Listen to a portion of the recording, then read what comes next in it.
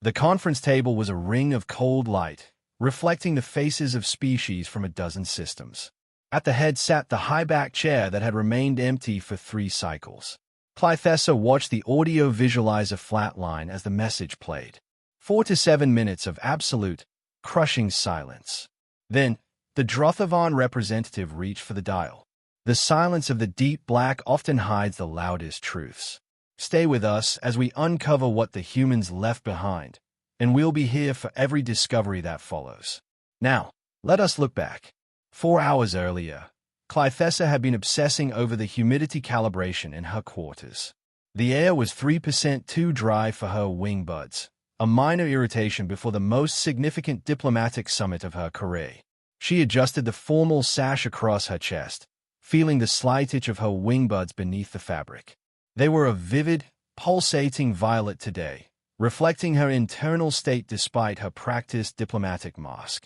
The Clythera were built for change, for the slow, inevitable transition from larval flexibility to the hardened chitin of adulthood.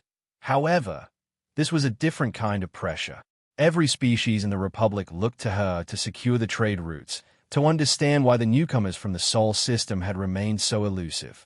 She checked the chronometer.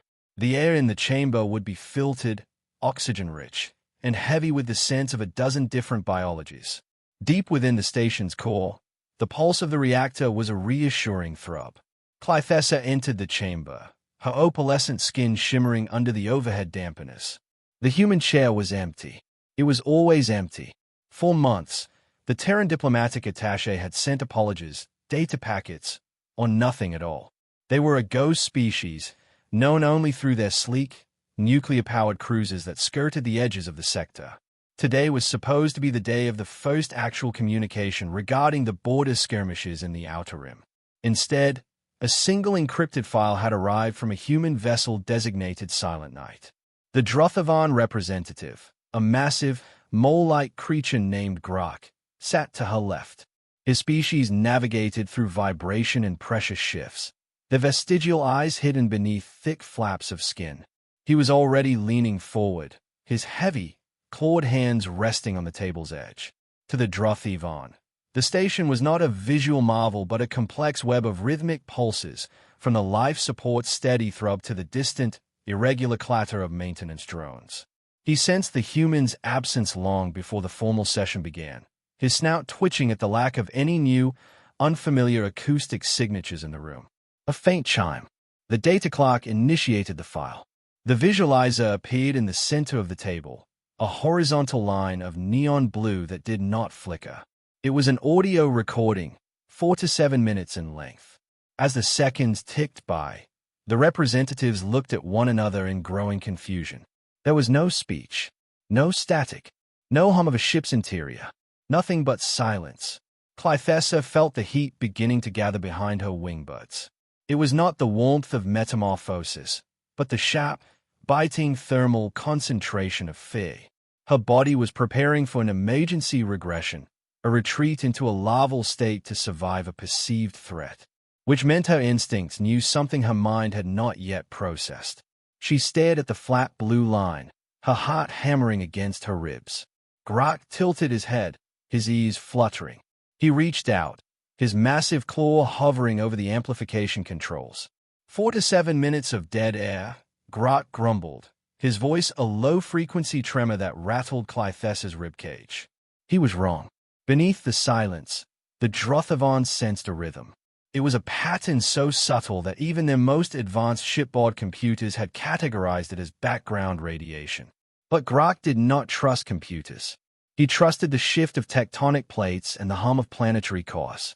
He adjusted the gain, his claws clicking against the metal surface.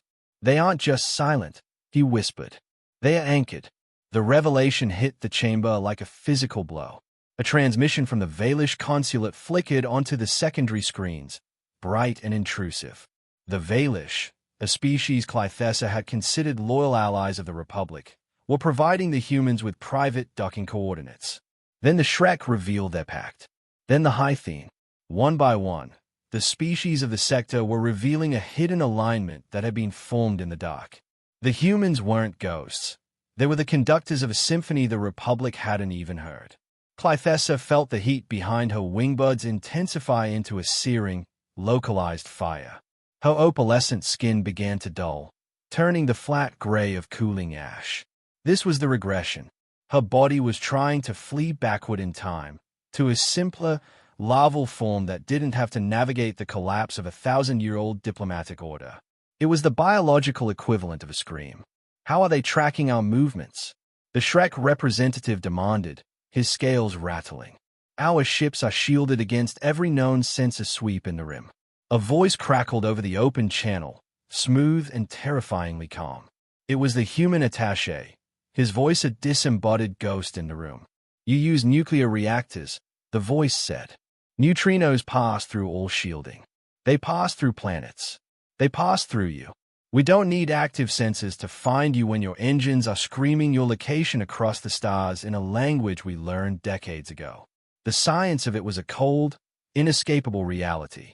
Every nuclear-powered vessel in the sector was a glowing flare to the humans, visible from systems away, regardless of how much lead or exotic plating they wrapped around the core.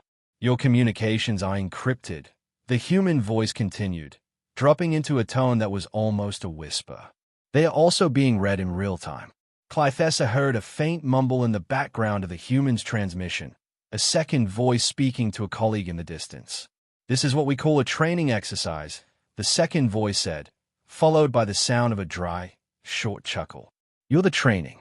Grok slammed his claw down, maxing the amplification on the 4 to 7 minute file.